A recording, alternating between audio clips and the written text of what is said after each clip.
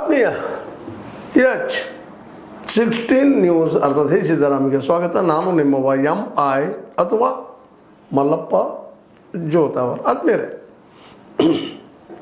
ಬೆಳಗ್ಗೆ ಒಂದು ವಿಡಿಯೋ ನೋಡ್ತಾ ಇದ್ದೆ. ನಮ್ಮ ಬಾಪುಗೌಡರು ಬಿಟ್ಟಂಥ ವಿಡಿಯೋದಲ್ಲೇ ಜಯಶೀಲ್ ಶೆಟ್ಟರಿಗೂ ಮತ್ತು ನಮ್ಮ ಬಾಲಚಂದ್ರ ಜಾರಕಿಹೊಳಿ ಅವರಿಗೂ ಎಷ್ಟು ಅನ್ಯೋನ್ಯತೆ ಆತ್ಮೀಯತೆ ಇದೆ ಅನ್ನೋದು ಸ್ಪಷ್ಟ ಆಗ್ತಾ ಹೋಗ್ತದೆ. ಇಲ್ಲಿ ಫ್ರೆಂಡ್ಶಿಪ್ಪು ಇರಬೇಕು, ಒಬ್ರಿಗೊಬ್ರು ಕಷ್ಟ ಸಮಯದಲ್ಲಿ ಸಹಾಯ ಆಗೋದು ಫ್ರೆಂಡ್ಶಿಪ್ಪು, ಗೆಳೆತನ.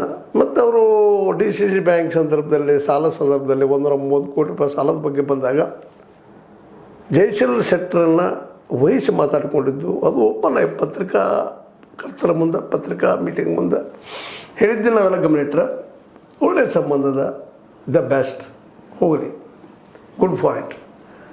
ಇಲ್ಲಿ ನಾವು ಈ ಮಾತನ್ನು ಯಾಕೆ ಈ ಸಂದರ್ಭದಲ್ಲಿ ಎತ್ತಿದ್ದೀವಪ್ಪ ಅಂತಂದ್ರೆ,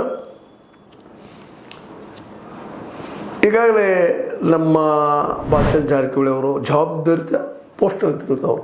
ಇವತ್ತಿನ ಬಾಡಿ ಅವ್ರದ್ದೇ DCC ಬ್ಯಾಂಕಿಂದು.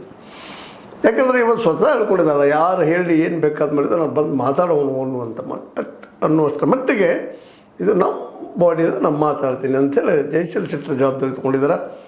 ಸ್ವತಃ ಅವರು ಒಪ್ಕೊಂಡಿದ್ದಾರೆ. 700 ಕೋಟಿ ರೂಪಾಯಿಗಳು ಅವರ ದುಡ್ಡು ಬರೋದು ಯಾವ ಡಿಪಾರ್ಟ್ಮೆಂಟಿಂದ ಸರ್ಕಾರದ ಅಂತ ಹೇಳ್ಕೊಂಡಿದ್ದಾರೆ. ಮತ್ತು 4.5 ಭೂಮಿ ಬಗ್ಗೆ ಅವರು ಸ್ಪಷ್ಟ ಹೇಳಿಲ್ಲ. ನಂತರ ಅದರ ಬಗ್ಗೆ ಒಂದಿಷ್ಟು ಚರ್ಚೆಗಳು ನಡೆದು ಮತ್ತೇನು ಅದು ಕೊನೆಗೆ ಅದು ಭೂಮಿ ಗೋಳಿಬಾರ್ ಕಡೆಗೆ ಅನ್ನೋಂಥ ಭೂಮಿದು 5 ಎಕರೆ ಮೇಲೆ ಸಮಥಿಂಗ್ ಏನೋ ಅದ ಅಂತೇಳಿ ಸುದ್ದಿಗಳು ಬಂದು ಅದ್ರ ಬಗ್ಗೆ ಏನು ಮಾತಾಡಲಿಲ್ಲ. ಇಲ್ಲಿವರೆಗೆ ಏನು ಮಾತಾಡಿದ್ದು ನನಗೆ ಗೊತ್ತಿಲ್ಲ. ಬಟ್ ಅದು ಸರ್ಕಾರಿ ಭೂಮಿ, ಅದೇನೋ ಗದ್ದಲಾಗ್ಯದ ಅನ್ನೋದು ಮಾತ್ರ ಸ್ಪಷ್ಟ ಆಗ್ಯದ. ಈ ನೆಲೆಯಲ್ಲಿ ನಮ್ಮ ಗಡಾದವರು, ಅದರಲ್ಲೂ ಅರಬಾವಿ ಕ್ಷೇತ್ರದ ಹಿಂದಿನ ಒಬ್ಬ ಮಾಜಿ ಕಾಂಪಿಟೇಟರ್ ನಮ್ಮ ಬಾಲಚಂದ್ರ ಜಾರಕಿಹೊಳಿ ಅವ್ರಿಗೆ ಯಾವಾಗಲೂ ಚುನಾವಣೆ ಬಂದರೆ ಒಂದು ಮಾತುಗಳ ಯುದ್ಧ ಹಾಗೆ ಆಗ್ತಿರ್ತದೆ. ಗಡಾದವರಂತೂ ಭೀಮಶಿ ಅವರು ವಿಶೇಷವಾಗಿ ಈ ಕೇಸನ್ನು ತೆಗೆದುಕೊಂಡು ಲೋಕಾಯುಕ್ತ ಹೋಗಿದ್ದಾರೆ. ಆ ಲೋಕಾಯುಕ್ತರು ಒಂದಿಷ್ಟು 3 ತಿಂಗಳು ಟೈಮ್ ತೊಗೊಂಡಿದ್ದಾರೆ ಕಾಣ್ತದೆ.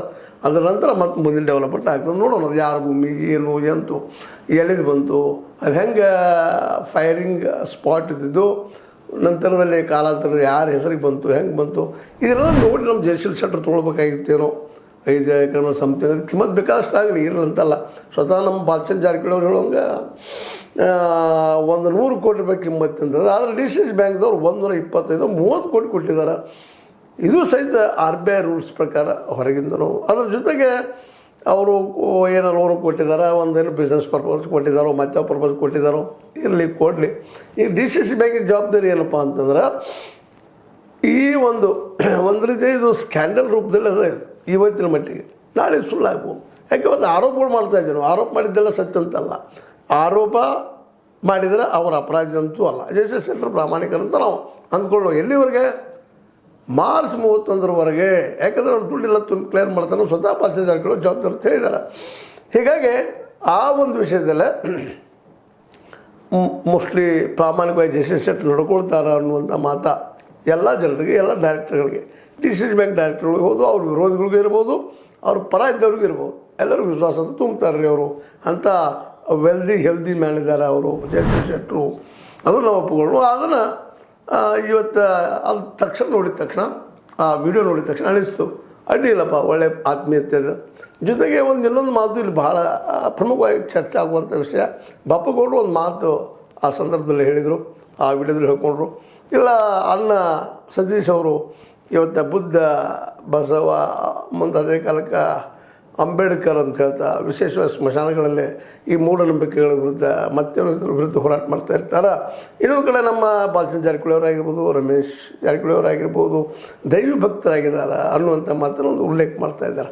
ತಪ್ಪೇನಲ್ಲ. ಯಾಕಂದ್ರೆ ಒಂದೇ ಮನೆಯಲ್ಲಿ ಬೇರೆ ಬೇರೆ ವಿಚಾರದಲ್ಲಿ ಇರ್ಬೋದು. ಯಾಕೆ ದೇವ್ರನ್ನ ನಂಬುವುದು ಬಿಡೋದು ಅವ್ರವ್ರಿಗೆ ಬಿಟ್ಟಂಥ ವಿಷಯ.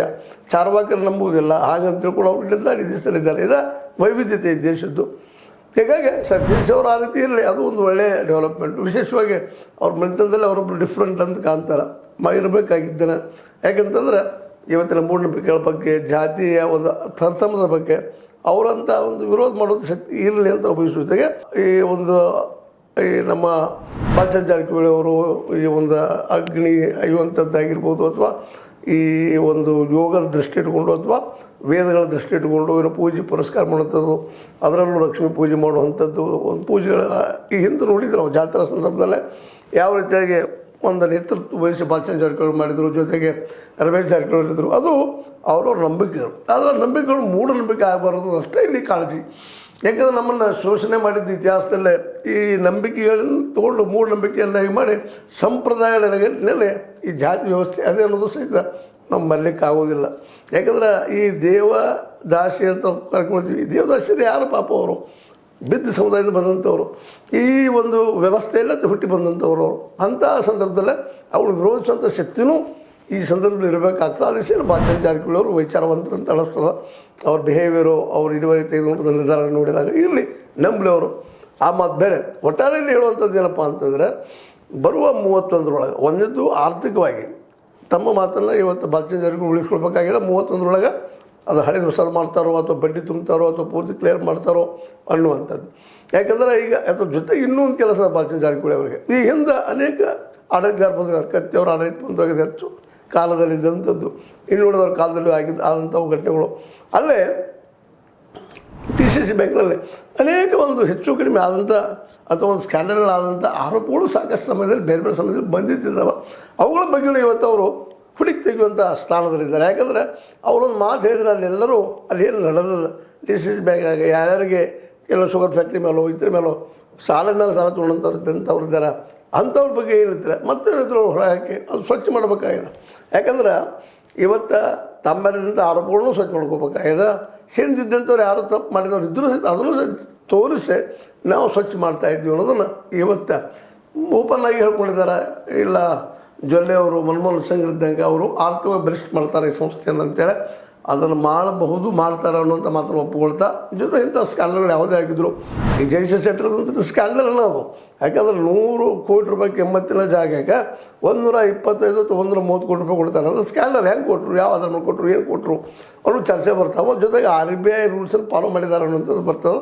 ಅದು ತನಿಖೆ ನಂತರ ಗೊತ್ತಾಗುವಂಥದ್ದು. ಅದು ಜಯಶ್ರೀ ಶೆಟ್ಟರ್ ಭೂಮಿ ಹೌದಪ್ಪ ಅವ್ರದ್ದು ಅದು ಭೂಮಿ ಅಂತೇಳಿ ಪ್ರೂವ್ ಆದಾಗ, ಇಲ್ಲ ಸರ್ಕಾರ ಭೂಮಿ ಪ್ರೂವ್ ಆಯ್ತು ಅಂದ್ರೆ ಈ ಲೋಕಾಯುಕ್ತ ತನಿಖೆ ಮೂಲಕ ಅಥವಾ ನಮ್ಮ ನ್ಯಾಯಾಂಗದ ಮೂಲಕ ತನಿಖೆ ಆಗ್ತದಂದ್ರೆ ಮತ್ತೊಂದು ಹೊಸ ಒಂದು ಅದು ಸ್ಕ್ಯಾಂಡಲ್ ಅನ್ನೋದು ಎರಡು ಮಾತಿಲ್ಲ. ಅವ್ರು ದುಡ್ಡು ವಾಪಸ್ ಮಾಡ್ಬೋದು ಅಥವಾ ಮತ್ತೇನೋ ಮಾಡ್ಬೋದು. ಆದರೆ ಅಧಿಕಾರವನ್ನು ದುರುಪಯೋಗ ಮಾಡಿಕೊಂಡಂಥ ಒಂದು ಸಂದರ್ಭ ಅದಾಗ್ತದೆ ಅನ್ನೋದು ನಾವು ಯಾರೂ ಮರಲಿಕ್ಕೆ ಆಗೋದಿಲ್ಲ.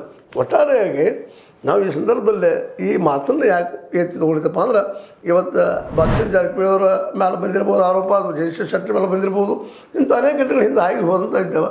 ಅವುಗಳನ್ನೆಲ್ಲ ಸ್ವಚ್ಛ ಮಾಡಿ ನಮ್ಮ ಬಾಲಚಂದ್ರ ಜಾರಕಿಹೊಳಿ ಅವರು, ಜೊತೆ ಸತೀಶ್ ಅವರು. ಯಾಕಂದ್ರೆ ಅವರು ಒಂದು ಬಿದ್ದ ಸಮುದಾಯದ ಮೇಲೆ ಬಂದಂಥವ್ರು. ಮತ್ತು ಇಲ್ಲಿ ಮೇಲ್ ಸಮುದಾಯದವರು ಬಿದ್ದ ಸಮುದಾಯದ ಮೇಲೆ ಯಾಕೆ ಹೇಳ್ತಾ ಇರ್ತಾರಪ್ಪ ಅಂತಂದ್ರೆ, ವ್ಯವಸ್ಥೆ ಅಂತ ಹಂಗೆ ಬೇಕು ಹಂಗೆ ಸದುಪಯೋಗ ಮಾಡ್ಕೊಂಡಂಥವ್ರು ಇದ್ದಾರೆ. ಆದರೆ ಇವತ್ತು ಅವುಗಳನ್ನೆಲ್ಲ ಶೋಧನೆ ಮಾಡಿ ಸಂಶೋಧನೆ ಮಾಡಿ ಜನಕ್ಕೆ ತಿಳಿಸಿ ಅದು ಸ್ವಚ್ಛ ಮಾಡುವಂಥ ಕೆಲಸ. ಯಾಕಪ್ಪ ಅಂತಂದ್ರೆ, ಈಗಾಗಲೇ ನಮ್ಮ ಮುರುಘೋಡಾಚಾರ ಆಶೀರ್ವಾದದಿಂದ ಈ ಸ್ಥಾಪನೆ ಆದಂಥ ಏನೊಂದು DCC ಬ್ಯಾಂಕ್ ಅದ, ಅದು ಇನ್ನೂ ಕ್ಲಿಯರ್ ಆಗಲಿ, ಸ್ವಚ್ಛ ಆಗಲಿ, ಅದು ಅಭಿವೃದ್ಧಿ ಆಗ್ತಾ ಹೋಗಲಿ. ಮತ್ತು ಇನ್ನೊಂದು ಮಾತ್ರ ಈ ಸಂದರ್ಭ ಮತ್ತೆ ನೆನಪು ಮಾಡಬೇಕಾಗಲ್ಲ ಬಾಲಚಂದ್ರ ಜಾರಕಿಹೊಳಿ ಅವರಿಗೆ. ಅವರು ಇದ್ದಂಥ ಈ ನಮ್ಮ ಮುರಳಿ ತಾಲೂಕಾಗಿರ್ಬೋದು ಅರಬಾವಿ ಕ್ಷೇತ್ರದಲ್ಲಿ ರೈತರು ಹೆಚ್ಚಿರೋದ್ರಿಂದಾಗಿ ರೈತರಿಗೆ ವಿಶೇಷವಾಗಿ ರೈತರಿಗೆ ಬೇಡಿಕೆಯೂ ಹೌದು. ಮತ್ತು ಒಂದು ಎಕರೆಗೆ ಇವತ್ತು ಮಿನಿಮಮ್ 1 ಎಕರೆ ಕಬ್ಬು ಬೆಳಿಬೇಕಾದ್ರೆ 1 ಲಕ್ಷದ ಖರ್ಚು ಬರ್ತದೆ. ಆ ದಿಶೆಯಲ್ಲಿ 1 ಲಕ್ಷದ ಸಾಲ ಕೊಡುವಂಥ ವ್ಯವಸ್ಥೆಯನ್ನು ಒಂದು ಡಿಸಿಷನ್ ತೊಗೊಂಡು ಮಾಡುವಂಥದ್ದು. ಅದರ 40,000 ರೂಪಾಯಿಗಳನ್ನು ಏನು ಸರ್ಕಾರ ಕೊಡ್ತಿರ್ತದೆ ಅದನ್ನು ಶೂನ್ಯ ಬಡ್ಡಿ ದರದಲ್ಲಿ ಇನ್ನುಳಿದ 60,000 ರೂಪಾಯಿಗಳನ್ನು ಕೊಡುವಂಥದ್ದು.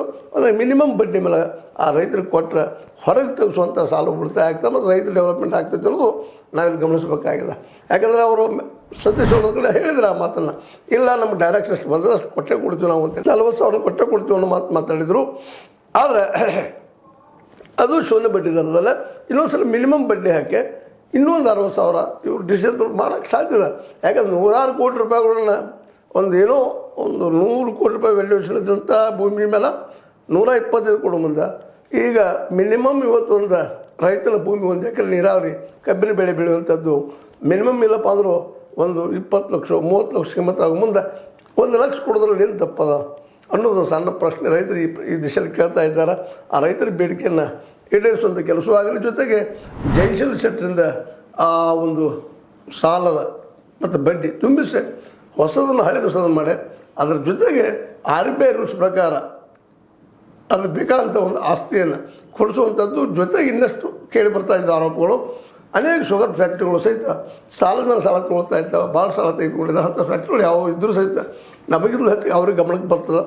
ಅದರಲ್ಲೂ ಮುಖ್ಯವಾಗಿ ನಮ್ಮ ಸತೀಶ್ ಅವರಿಗೆ ಮತ್ತು ನಮ್ಮ ಬಾಲಚಂದ್ರ ಜಾರಕಿಹೊಳಿ ಅವರಿಗೆ ಆ ದಿಶೆಯಲ್ಲಿ ಅದನ್ನು ಬ್ಯಾಂಕಿನ ಒಂದು ಆಡಳಿತ ವ್ಯವಸ್ಥೆಯನ್ನು ಶುದ್ಧೀಕರಣ ಮಾಡಲಿ.